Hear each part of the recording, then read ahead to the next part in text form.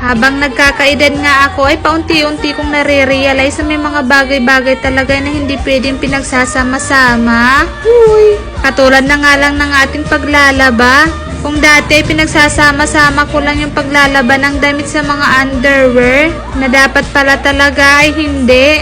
Dahil may special nga lang pala talagang sabon para sa ating mga underwears, na may mga special ingredients din na hindi kayang tanggalin ng mga ordinaryong sabon sa paglalaba. Ang ginagamit ko nga sabon para sa aking mga underwears ay itong Lotus Secret ng Velvet Grace.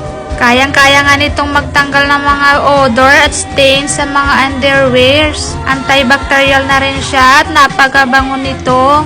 Hindi mo na kailangan maglagay ng mga fabric conditioner.